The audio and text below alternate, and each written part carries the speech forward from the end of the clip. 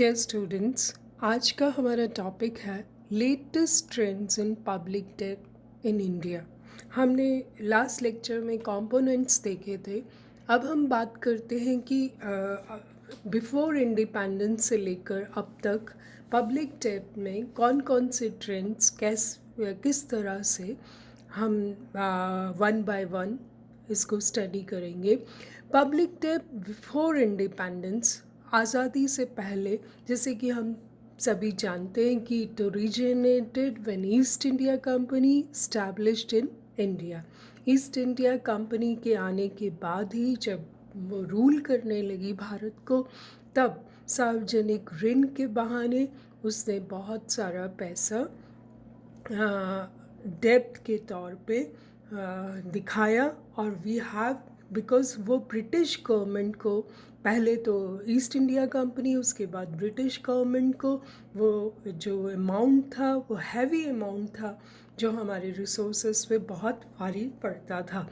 Till 1793, the total debt was 70 lakh pounds, and when it left the country, it was about 10 crore, which was mostly used for unproductive uses such as for home charges and wars. जितनी भी Wars हुई थी, उनका जो इतना भी expenditure था वो सारा पब्लिक डेब्ट के तौर पर उन्होंने हमसे वापस लिया। It was a great amount at that time, 70 lakh pounds. After 1860, the government began to focus on infrastructure built up for timely movement of goods. जो 1860 से पहले जो पब्लिक डेब्ट था वो बिल्कुल ही अनप्रोडक्टिव यूजेस में काम में लिया गया। लेकिन आफ्टर 1860 जब गवर्नमेंट को मुश्किल होने लगी टू मूव द ट्रूप्स, और उनका जो बिजनेस था वो सफ़र करने लगा, तब उन्होंने अपना इंफ्रास्ट्रक्चर बिल्टअप करने के लिए भी पब्लिक डेब्ट को यूज़ किया। जैसे कि आप देखते हैं कि रेलवेज़ के लिए, कैनाल्स के लिए उन्होंने कुछ पैसा खर्च करना शुरू किया। इन 1939 द डेब्ट was rupees about 1200 crores, and in March 1947 it was 2381.39 crore. तो इतना जो ऋण था, जब हम आज़ाद हुए तो हमें इतना ऋण पे करना था। Then public debt since independence. After independence, Government of India needed large funds for the execution projects under each 5-year plan.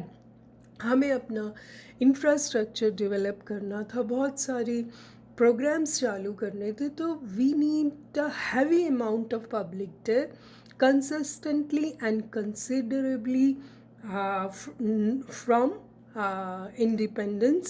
In 90s, a debt crisis arose due to the sharp increase in oil prices due to the Gulf crisis and net outflow of NRI deposits. यहाँ से हम देखें कि जो 90s का time period था, उस वक्त टोटल एक्सटर्नल डेब्ट की बात करें तो हम India increased from 8 billion in 1970, $8 billion, this is in US dollar, to nearly $18 billion in 1981, and further to over $70 billion in 90. तो ये आप देखिए कि $18 billion जो 81 में था वो $70 billion हो गया 90s में, क्योंकि foreign debt as a percentage of GNP more than doubled from 12% in 80 to 25% in 90. यहाँ मैं आपको बता दूँ कि गवर्नमेंट डेब्ट as a percentage of GDP is used by the investors to measure a country's ability to make future payments on its debt. यानी कि जितना परसेंटेज GDP से वो इसको कंपेयर करते हैं कि इन्वेस्टर्स की एक कंट्री की एबिलिटी क्या है कि वो फ्यूचर में डेब्ट पे कर पाएगी या नहीं.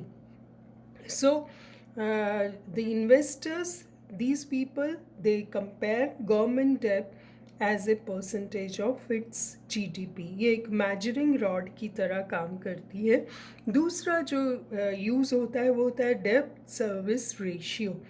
It is used by lenders to determine if you have the capacity to make payments on loan. डेब्ट सर्विस रेशियो को हम कैसे नापते हैं? हम मंथली डेब्ट को डिवाइड कर देते हैं मंथली इनकम से. It is a ratio between total डेब्ट टू टोटल असेट्स. तो ये मेजरिंग रॉड की तरह काम करते हैं कि हम पब्लिक डेब्ट को इससे देखते हैं. यहाँ ये बात बतानी बहुत ज़रूरी है क्योंकि जो 90s का टाइम था, it was a turning point in the economic history of India. हुआ क्या था उस वक्त कि जो हमारा ऐसा कहा जाता है कि इंडियाज एक्सटर्नल डेब्ट problem became very severe by the early 90s. आप जो हिस्ट्री के स्टूडेंट्स हैं उन्होंने गल्फ़ क्राइसिस के बारे में पढ़ा होगा कि गल्फ़ क्राइसिस आया था. गल्फ़ क्राइसिस के बाद जो रेट ऑफ ऑयल प्राइसेस में बहुत हाइक आया था. और आप इस बात से वाकिफ़ हैं कि इंडिया का इम्पोर्ट बिल जो था वो जस्ट सबसे ज़्यादा उसमें ऑयल इम्पोर्ट ही होता है, इसलिए prices of oil matters a lot. और गल्फ़ क्राइसिस के टाइम पर जो sharp increase in oil prices हुआ उसकी वजह से हमारा इम्पोर्ट बिल जो था बहुत ज़्यादा इंक्रीज़ हो गया. और ऐसा कहा जाता है कि by the end of June 91, I repeat, by the end of June 91, the foreign exchange reserves declined to just $1.1 billion, which was barely enough to finance 2 weeks of imports as against the assets. मतलब कि भारत के पास सिर्फ 2 हफ्ते का ही import bill देने के पैसे रह गए थे. तो ऐसे में बहुत ही बैलेंस ऑफ पेमेंट क्राइसिस आ गया. और सबसे बड़ा था कि lost confidence in the government's ability to manage the balance of payment.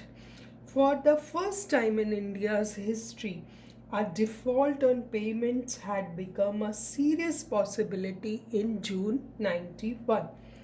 So that time the government arranged external loans and bold initiatives in trade and industrial policies were taken. तो ये वक्त ऐसा था जब फॉरेन एक्सचेंज क्राइसिस आया था 91 में. और इसके बाद हमारे देश में ग्लोबलाइजेशन, प्राइवेटाइजेशन और इकोनॉमिक पॉलिसी में ज़बरदस्त चेंज किया गया.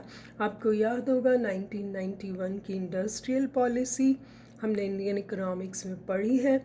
और ये ऐसा क्यों हुआ? क्योंकि हम इम्पोर्ट सब्स्टिट्यूशन की जो पॉलिसी फॉलो कर रहे थे उसकी वजह से बहुत सा फॉरेन एक्सचेंज ड्रेन आउट हो गया. External commercial borrowings became a substitute for domestic savings. हमारी 80s में हमारी इनकम इंटरनल डेब्ट जो था वो हम ज़्यादा नहीं रेज़ कर पाए because we need a lot of money